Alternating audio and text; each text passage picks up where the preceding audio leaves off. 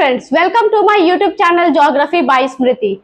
तो आज का हमारा टॉपिक है बिहार में वन और वन का क्षेत्रीय वितरण, मतलब कि बिहार में कितने वन हैं और वन किस किस जिले में पाए जाते हैं। तो झारखंड के अलग होने के बाद हमारे बिहार में वन बहुत कम बचे। पूरे वन का मात्र 17%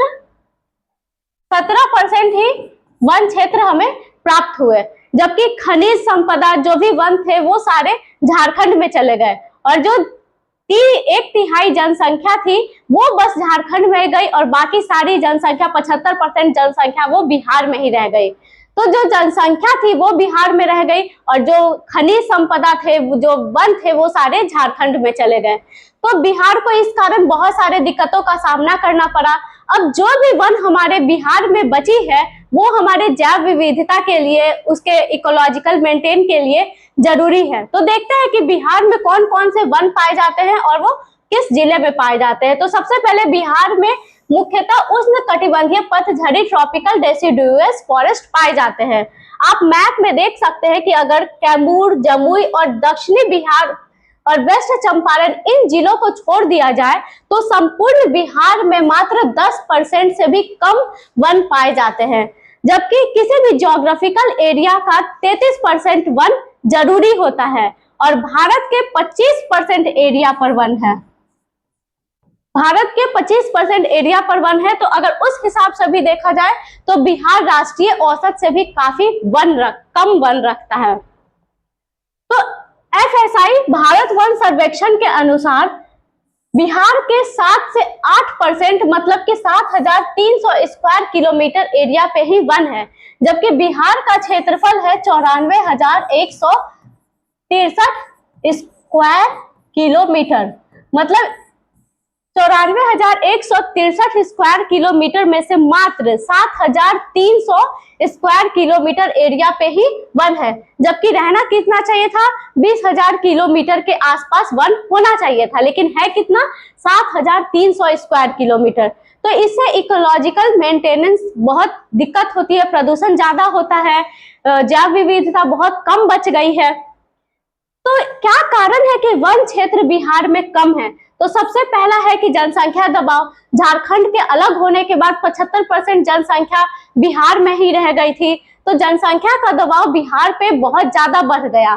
तो जनसंख्या का दबाव ज्यादा बढ़ने से रहने के लिए, लोगों को रहने के लिए घर चाहिए होता है और घर बनाने के लिए जंगलों का सफाया करना पड़ा, क्योंकि हम जानते हैं कि बिहार का जो पॉपुलेशन है वो भारत में तीसरे नंबर पर आता है। मतलब बिहार भारत का तीसरा सबसे ज्यादा पॉपुलेशन वाला स्टेट है। और अगर जनसंख्या घनत्व की बात करें, पॉपुलेशन डेंसिटी की बात करें, तो बिहार उसमें नंबर 1 है।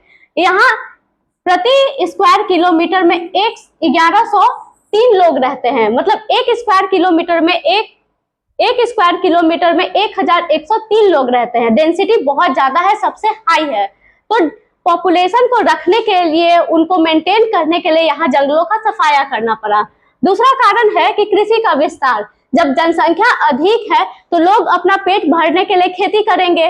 खेती करने के लिए क्या करना होगा, कृषि भूमि का विस्तार करना होगा जनसंख्या के हिसाब से, और कृषि भूमि का विस्तार करने के लिए जंगलों का अधिक मात्रा में सफाई किया गया। तीसरा कारण है कि शहरीकरण।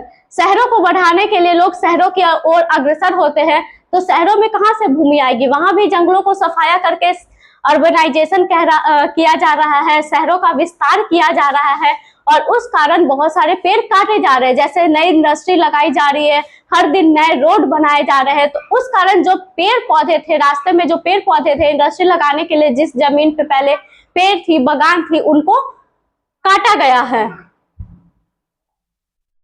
बिहार में मुख्यतः 2 प्रकार के वन पाए जाते हैं, आर्द्र पतझड़ one tropical moist deciduous forest और शुष्क पतझड़ one tropical dry deciduous forest. तो जो हिमालय का इलाका है, पश्चिमी चंपारण का हिमालय से सटे इलाका है, पूर्णिया और सहरसा का इलाका तथा कैमूर और रोहतास का इलाका, जहाँ की ज्यादा वर्षा होती है और ये थोड़ी उच्च भूमि है, इस कारण यहाँ पे आर्द्र पतझड़ वन पाए जाते हैं। और जो पूर्वी हिस्सा है, बिहार का पूर्वी हिस्सा है, वहां शुष्क पतझड़ वन पाए जाते हैं। बाकी शेष बिहार में बहुत कम और नगण्य वन पाए जाते हैं। तो सबसे पहले है आर्द्र पतझड़ वन। तो आर्द्र पतझड़ वन ऊपरी हिमालय का तराई क्षेत्र में पाया जाता है, जैसे कि सोमेश्वर घाटी और दून क्षेत्र।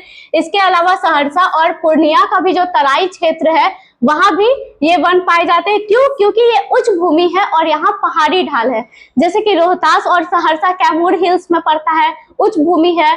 पश्चिमी चंपारण नेपाल हिल्स में सोमेश्वर घाटी में पड़ता है, वो भी उच्च भूमि है, पहाड़ी ढाल है, इसलिए वहां आर्द्र पतझड़ वन पाए जाते हैं, क्योंकि वहां वर्षा भी 160 सेंटीमीटर से अधिक होती है, जबकि बिहार में औसत वर्षा 105 सेंटीमीटर के आसपास है।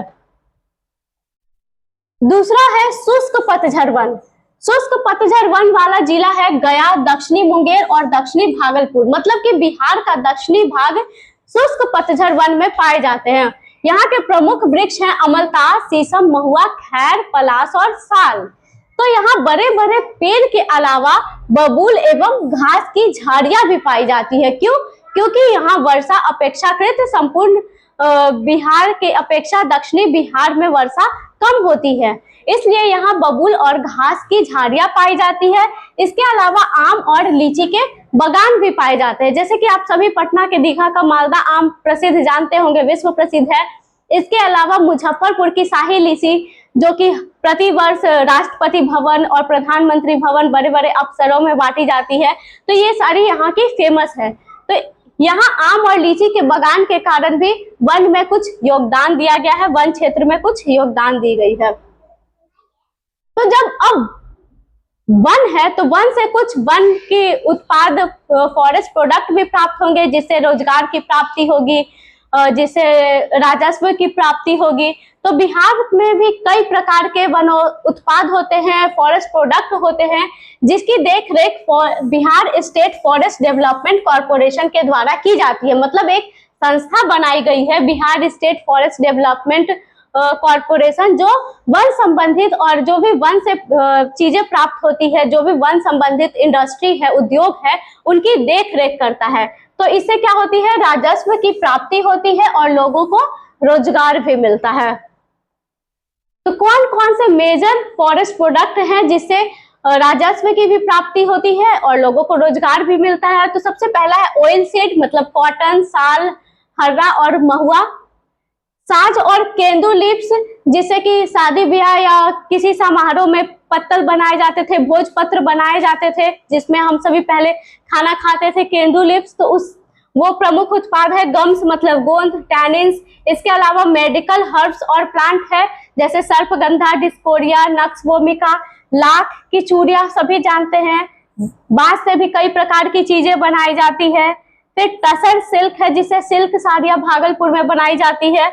और एक सवाई ग्रास है। तो ये सारे प्रमुख वन उत्पाद है, फॉरेस्ट प्रोडक्ट है, जिससे बिहार सरकार को राजस्व की प्राप्ति होती है और लोगों को रोजगार मिलता है।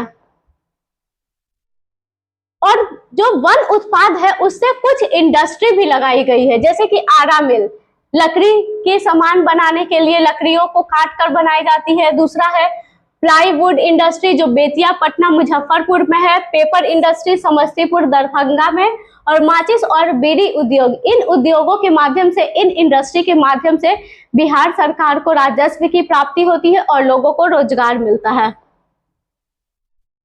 अब जो पहले हमने बात की कि बिहार में जो फॉरेस्ट है वो राष्ट्रीय औसत से काफी कम है, 7 से 8% भाग पर ही वन है, जबकि किसी भौगोलिक क्षेत्र के 33% वन पर भौगोलिक क्षेत्र पर वन होना चाहिए।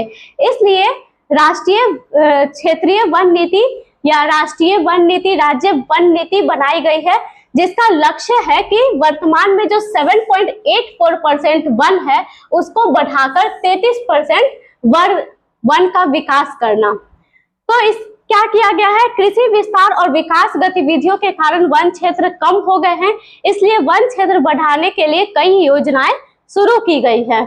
तो वन विकास के प्रमुख क्या उपाय किए गए हैं? सबसे पहले afforestation on barren and unsuitable land, मतलब कि बंजर और अनुपयुक्त भूमि पर।